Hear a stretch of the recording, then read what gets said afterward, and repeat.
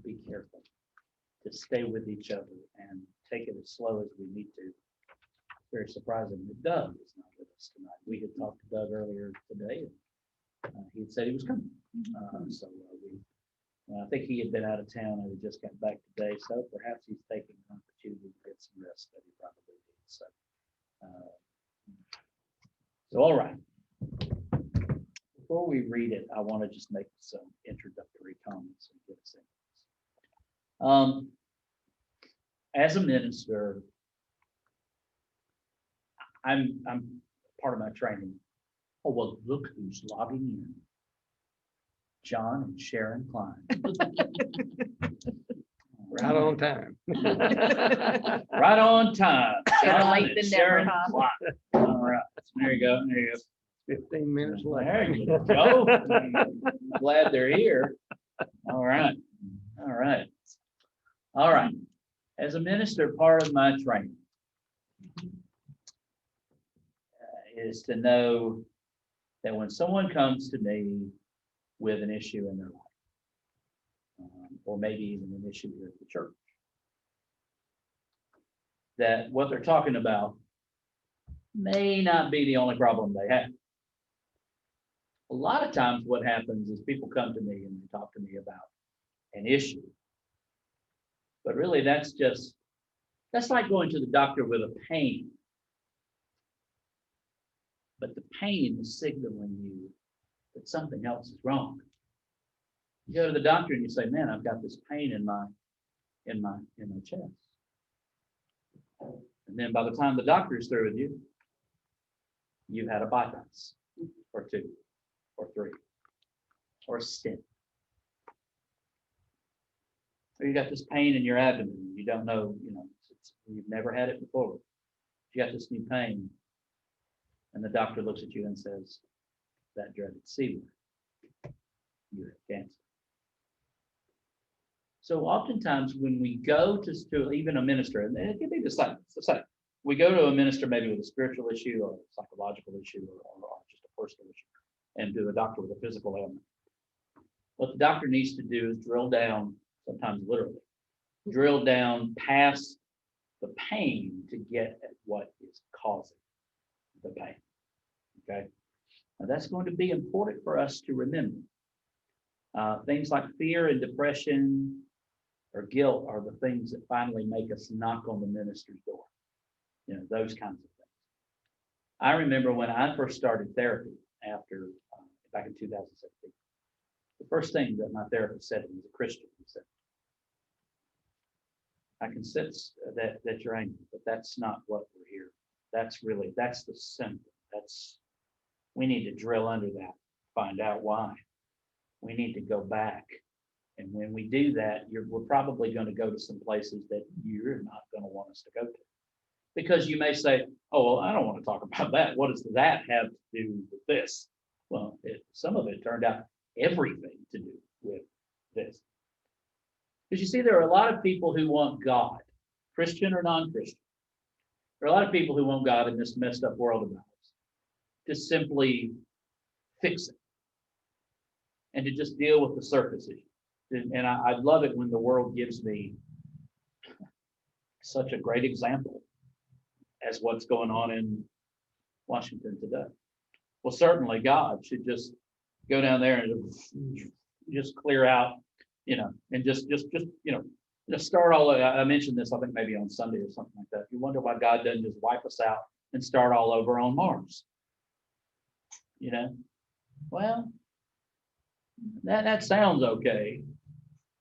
But if we don't lay out our problems to the fullest extent, if we don't drill down into what the real issues are, no real healing can take place, whether that be physical or spiritual or whatever.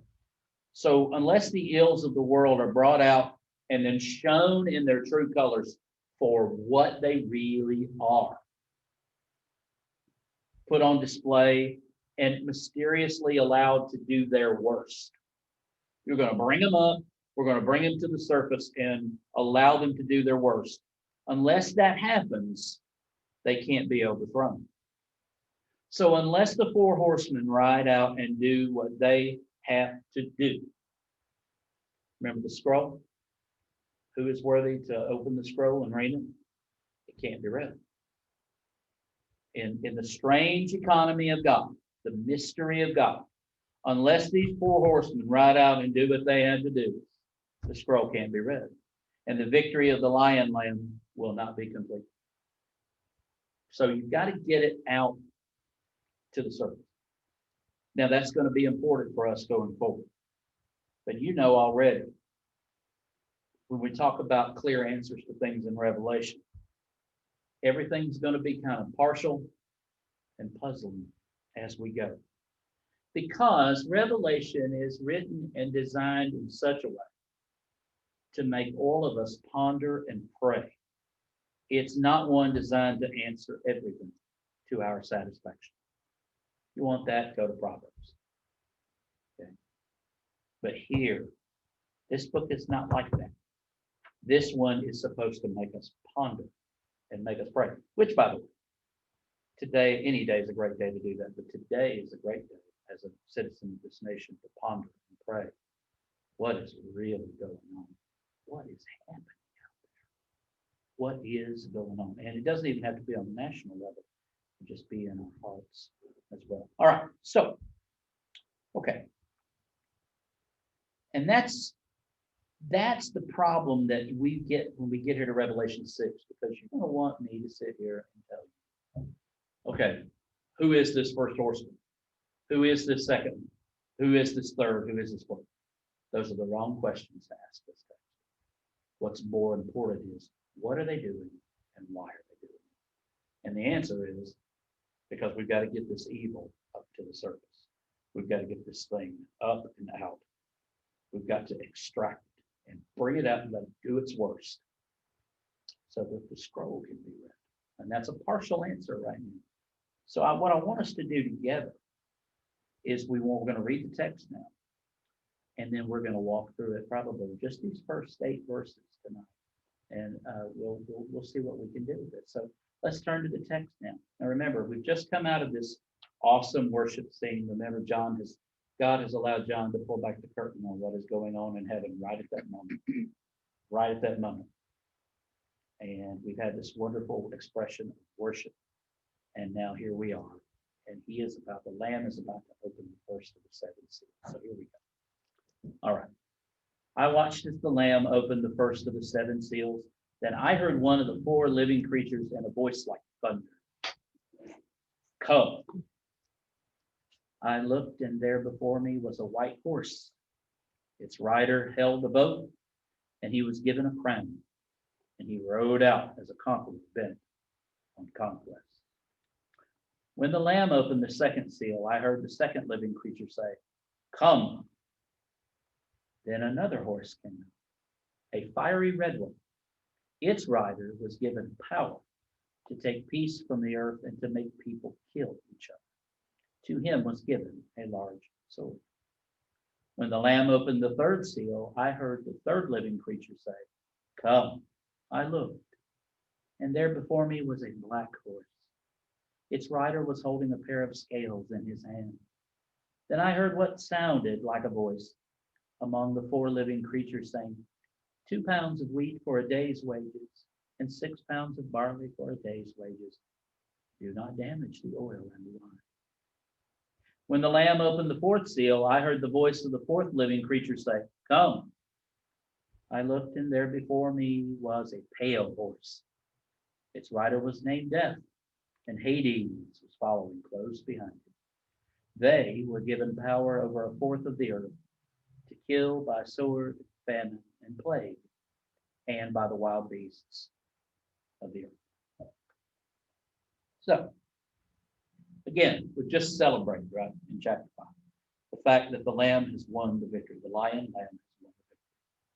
Now God's plan to rescue the world can go ahead, and we all say with a resounding amen.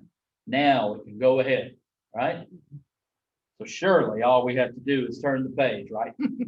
Surely, as Bob Seger once sang, turn the page, and there we will find this. Not a victory party, the furthest thing from it, actually.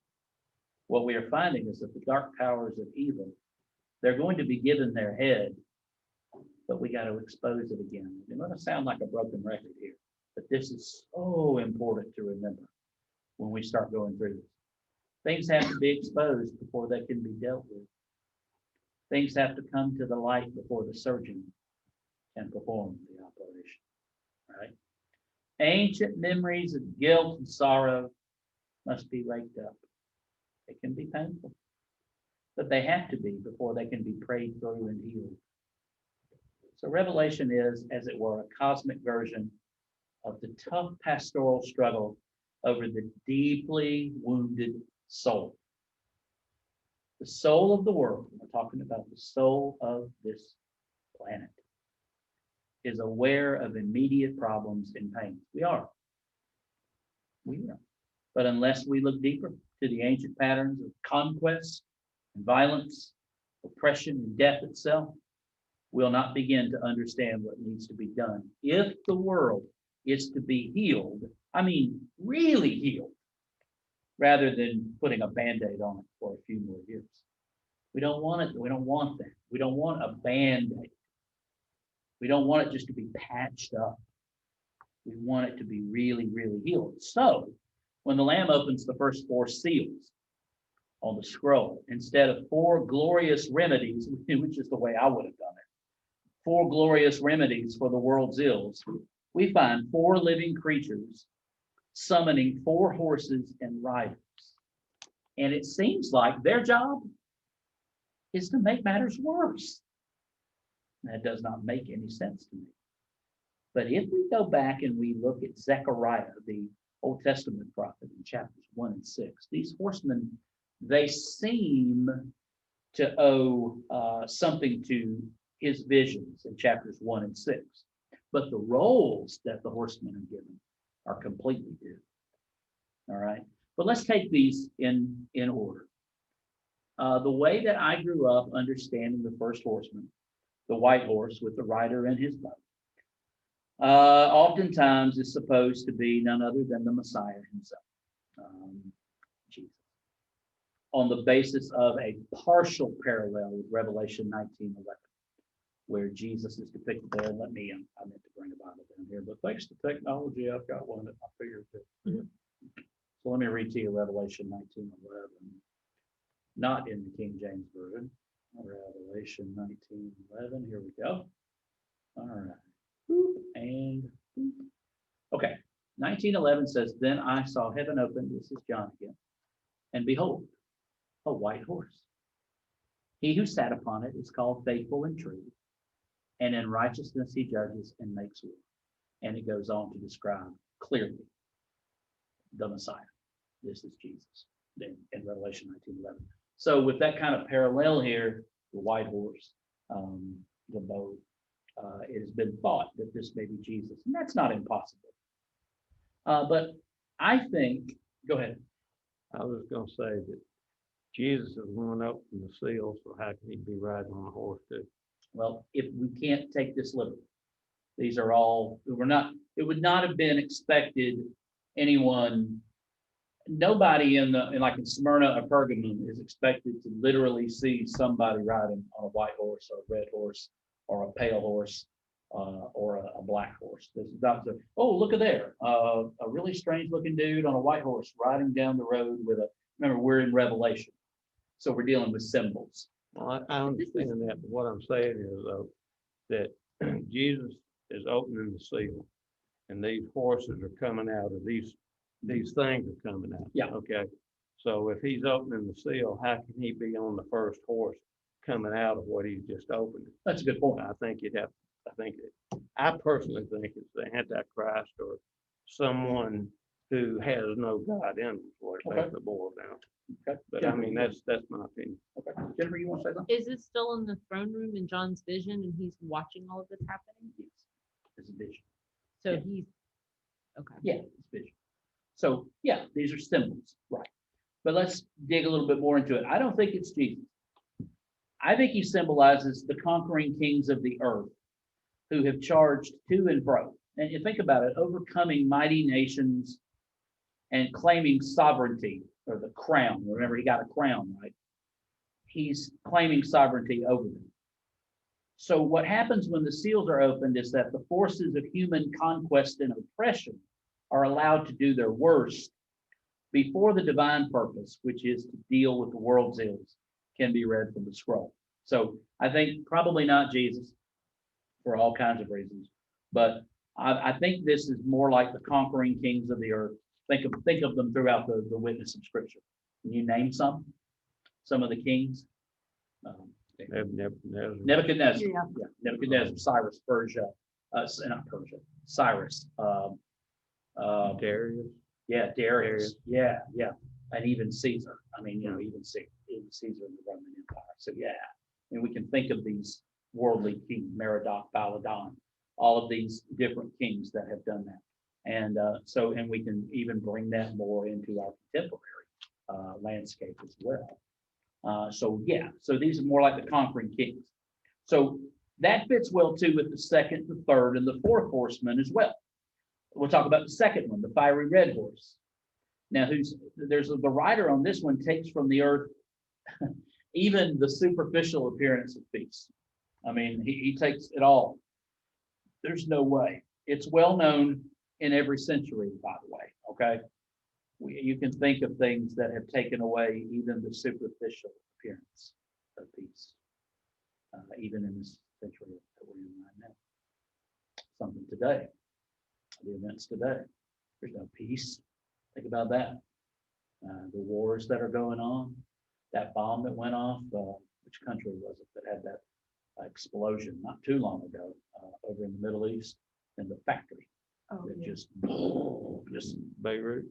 No, I know if it was Lebanon or not. But these kinds of things which destroy the illusion, even the superficial illusion of peace that we carry around with us a lot.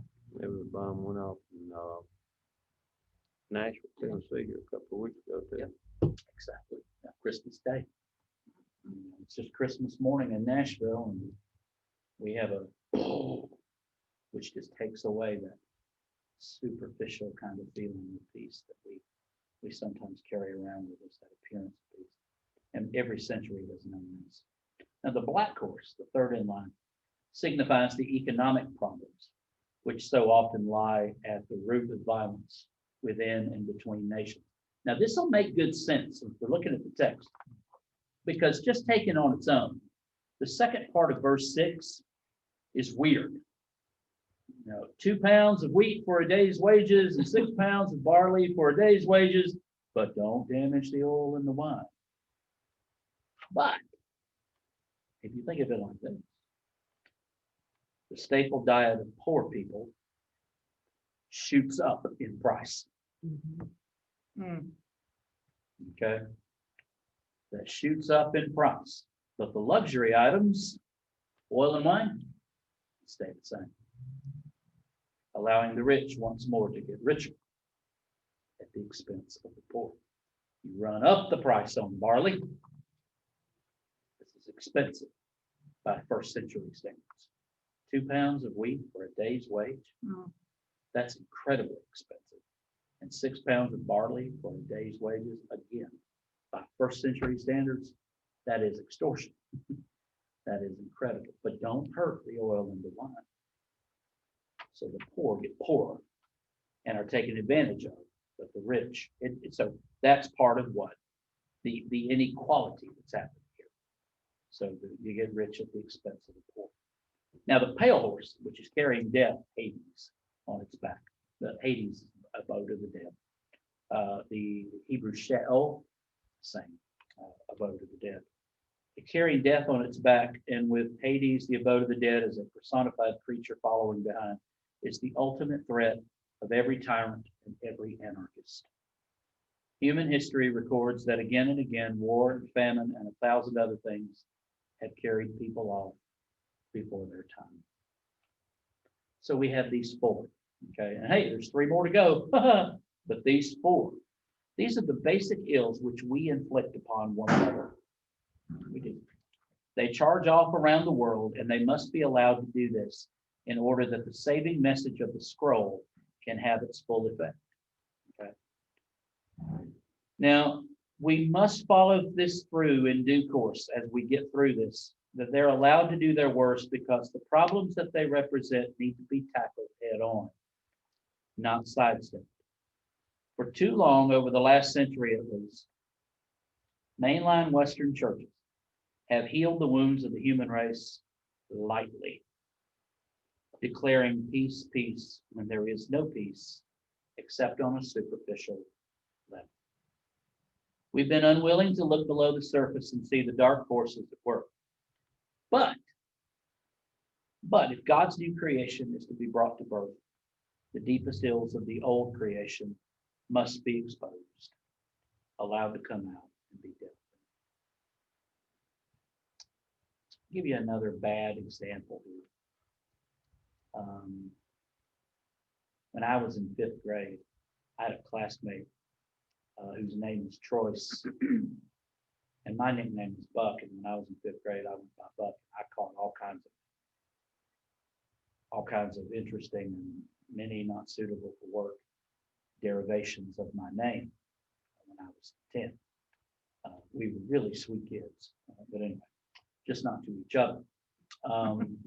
That's what makes Charles Schultz's Peanuts so totally awesome. It's so accurate. But Troyce and I were making fun of each other's names.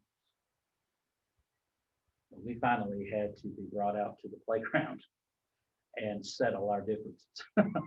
And we did. It's the only fight I ever got into in school. And we neither one of us landed a punch. I think we pulled each other's hair. I think the only one that landed a punch was Mrs. Morlock in the principal's office.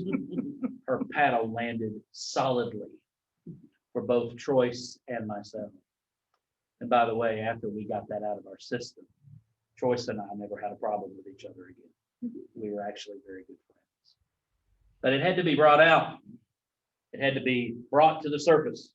One of the worst schoolyard fights in the history of Lithia Springs Elementary. But it had to be brought out. It had to be brought to the surface. And this is what's going on here. So before we even think about getting to the other seal stuff, I think this is a good moment for us to think about how the symbolism of chapters like this works. I mean, obviously we're dealing with symbols. 4 horsemen, they're riders, they're symbols. Again, as I mentioned earlier, there's not going to be in Ephesus or Smyrna somebody sitting there and going, hey, look, a red horse. I've never seen one of those before. This is not what John is trying to set up here. But the sequence of these events is symbolic too. John does not suppose that conquest is followed by violence, violence by economic disaster, and then economic disaster by widespread death. They're connected, but not so neatly. And I want you to understand what he's doing here. One of the neat things about music is that with music, you can have several different lines of music going at one time. You can pile it on top of each other. You can have one story being told, and if you're playing the piano, you can have one story being told over here in the right hand, and another one being told over here in the left hand. In a symphony, you can have all sorts of different instruments playing all kinds of lines, and for people who aren't aware, that sounds just like a cacophony of sound.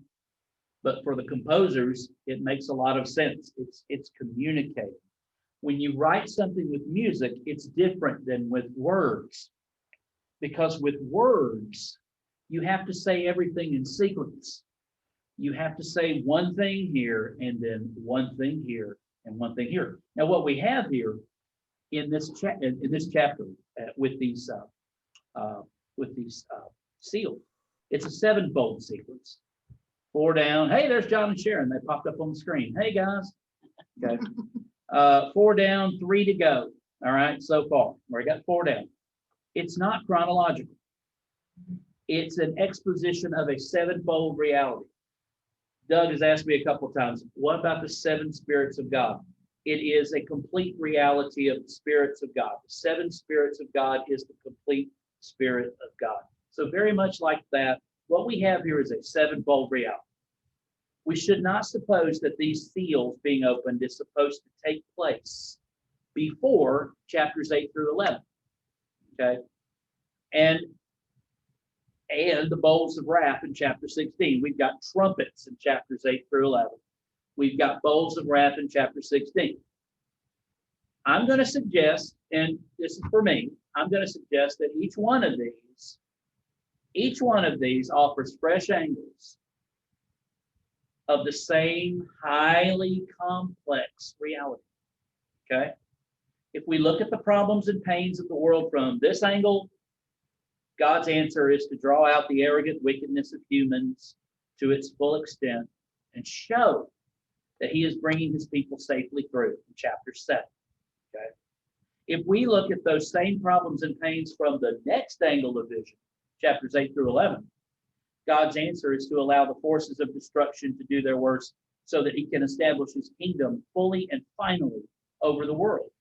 And then if we take a deep breath, you're going to need one, and begin the story again from a third angle, chapters 12 and 13, you're going to see the full depth and horror of the problem, to which God's answer is going to be to inflict on the rebellious world the equivalent of the plagues of Egypt, before he finally rescues his people and judges the dark powers that have for so long enslaved them. Now that happens in chapters 12 through 19. So what we're going to get into here in the next few chapters is looking at the same situation from 3 different angles, and not a chronology of events that are going to happen sometime in the future.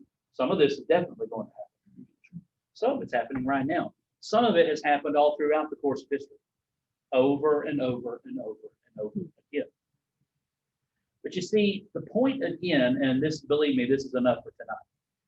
The point is, then and only then, after all of this, after we've looked at it from angle 1, angle 2, angle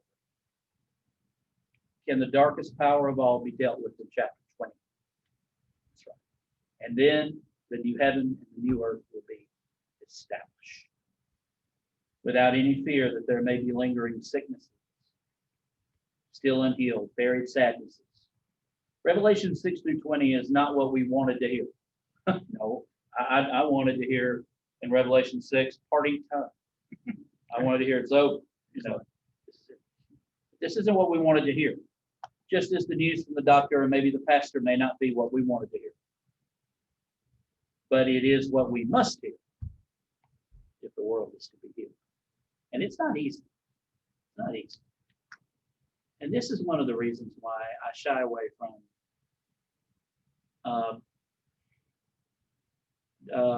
outlines of Revelation that seem to have it all spelled and figured out.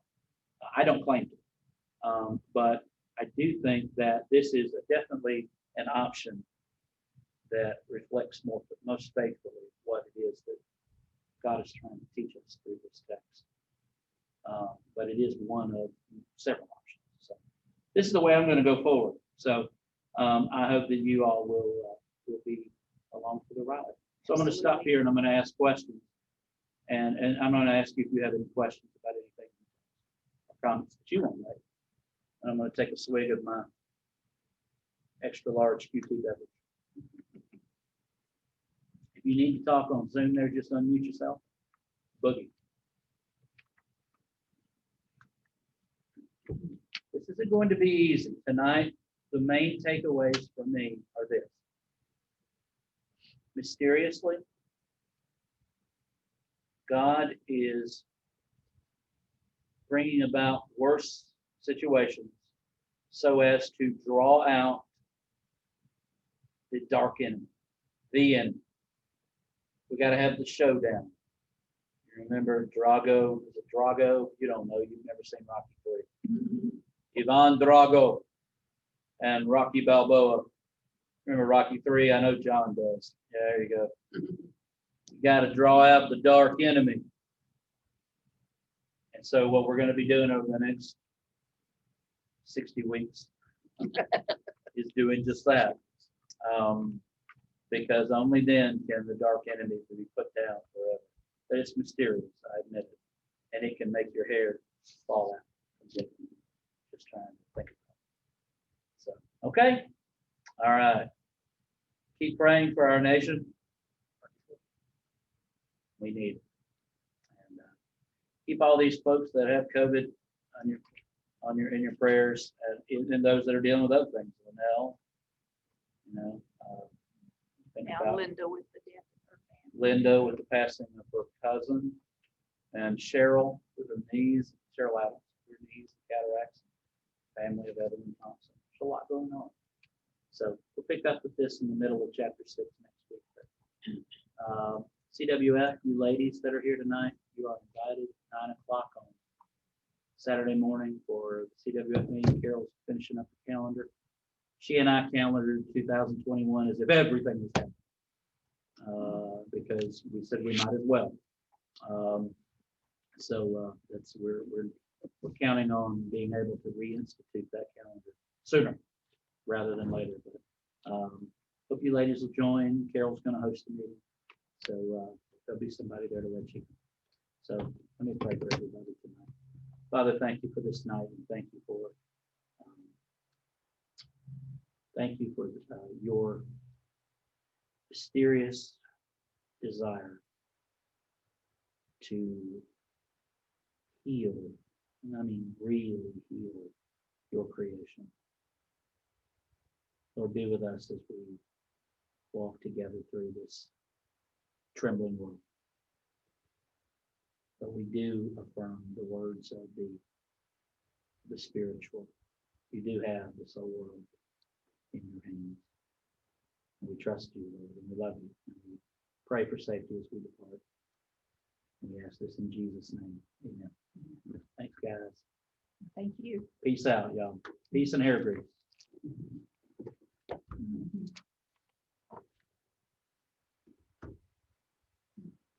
right. Okay, everyone.